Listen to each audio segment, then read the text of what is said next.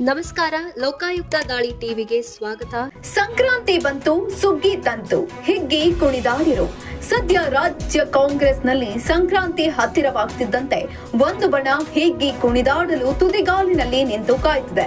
ಸದ್ಯ ತಾಳ್ಮೆಯಿಂದ ಕಾಯ್ತಿರುವ trouble shooter ಹೈಕಮಾಂಡ್ನ ವಿಳಂಬ ನಡೆಗೆ ಬೇಸರಗೊಂಡಿದ್ದು ಇದೀಗ ದೆಹಲಿಗೆ ದೌಡಾಯಿಸಲು ಮುಂದಾಗಿದ್ದಾರೆ.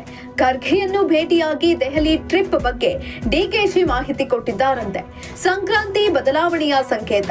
ಸೂರ್ಯ ತನ್ನ ಪಥವನ್ನ ಬದಲಿಸುವ ದಿನ. ಸದ್ಯ ಸಂಕ್ರಾಂತಿ ಹತ್ತಿರವಾಗ್ತಿದ್ದಂತೆ ರಾಜ್ಯ ಕಾಂಗ್ರೆಸ್ನಲ್ಲೂ ಪಥ ಬದಲಾವಣೆಯ ಮಾತುಗಳು ಪಿಸುಗುಡುತ್ತಿವೆ.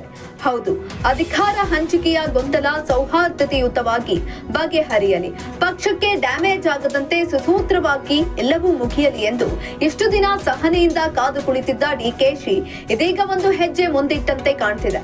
ಇತ್ತೀಚೆಗೆ ಕಾರ್ಯಕ್ರಮವೊಂದರಲ್ಲಿ ಸಿಎಂ ಸಿದ್ದರಾಮಯ್ಯ ಬೇರೆಯವರನ್ನ ತಮ್ಮ ಸ್ಥಾನದಲ್ಲಿ ಕುಳಿತುಕೊಳ್ಳಿ ಅಂದದ್ದು, ಇನ್ನು ಸಿಎಂ ಡಿಕೆಶಿ ಕೇಂದ್ರ ಸರ್ಕಾರವನ್ನ ಟೀಕಿಸುವ ನೆಪದಲ್ಲಿ ಕೊಟ್ಟ ಮಾತು ಹೇಳಿಕೆಯನ್ನ ಸ್ಮರಿಸಿದ್ದು ರಾಜ್ಯದಲ್ಲಿ ಮತ್ತೆ ಕುರ್ಚಿ ಕದನ ಜ್ವಾಲಾಮುಖಿಯಂತೆ ಸ್ಫೋಟಗೊಳ್ಳುತ್ತಾ ಎಂಬ ಪ್ರಶ್ನೆಯನ್ನ ಹುಟ್ಟಿಹಾಕಿದೆ. ಇದೇ ಹೊತ್ತಲ್ಲಿ ಸಿಎಂ ಡಿಕೆಶಿ ಸಂಕ್ರಾಂತಿ ಮರುದಿನವೇ ದೆಹಲಿಗೆ ಫ್ಲೈಟ್ ಹತ್ತಲು ಮುಂದಾಗಿರೋದು ಕುತೂಹಲವನ್ನ ಹೆಚ್ಚಿಸಿದೆ. ಗ್ಯಾರಂಟಿ ಸರ್ಕಾರಕ್ಕೆ 2.5 ವರ್ಷ ಆಗಿದ್ದು ಸಿಎಂ ಸಿದ್ದರಾಮಯ್ಯ ಕನಸು ನನಸಾಗಿದೆ.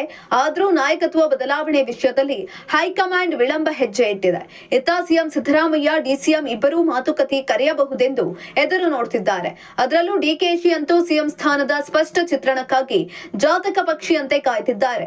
ಈ ಗೊಂದಲಗಳ ನಡುವೆ ಇದೀಗ ಸಿಎಂ ಡಿಕೆಶಿ ಹೈಕಮಾಂಡ್ ಭೇಟಿಗೆ ಮುಂದಾಗಿದ್ದಾರೆ ಎಂದು ತಿಳಿದು ಬಂದಿದೆ. ಸಂಕ್ರಾಂತಿ ಮರುದಿನ ಜನವರಿ 16ಕ್ಕೆ ದೆಹಲಿಗೆ ತೆರಳೋದಕ್ಕೆ ಡಿಕೆಶಿ ಪ್ಲಾನ್ ಮಾಡಿದ್ದು, ನಾಯಕತ್ವ ಸಂಬಂಧ ಹೈಕಮಾಂಡ್ ನಾಯಕರ ಭೇಟಿಗೆ ಚಿಂತನೆ ನಡೆಸಿದ್ದಾರೆ. ಶತಾಯಗತಾಯ ಸಿಎಂ ಗಾದಿ ಪಡೆಯಲೇಬೇಕೆಂದು ಪಣ ತೊಟ್ಟಿರುವ ಡಿಕೆಶಿ ತಮ್ಮ ದೆಹಲಿ ಭೇಟಿ ಬಗ್ಗೆ ಎಐಸಿಸಿ ಅಧ್ಯಕ್ಷ ಖರ್ಗೆ ಜೊತೆಗೂ ಚರ್ಚಿಸಿದ್ದು, ದೆಹಲಿ ಭೇಟಿ ವೇಳೆ ಸೋನಿಯಾ ಗಾಂಧಿಯವರನ್ನ ಭೇಟಿ ಮಾಡಿಸುವಂತೆ ಮಲ್ಲಿಕಾರ್ಜುನ್ ಖರ್ಗೆಗೆ ಒತ್ತಾಯವನ್ನ ಮಾಡಿದ್ದಾರಂತೆ. ಅಷ್ಟೇ ಅಲ್ಲ, ರಾಹುಲ್ ಭೇಟಿಗೂ ಅವಕಾಶ ಕಲ್ಪಿಸುವಂತೆ ಒತ್ತಾಯಿಸಿದ್ದಾರೆ ಎಂದು ಕಾಂಗ್ರೆಸ್ ಮೂಲಗಳಿಂದ ತಿಳಿದು ಬಂದಿದೆ.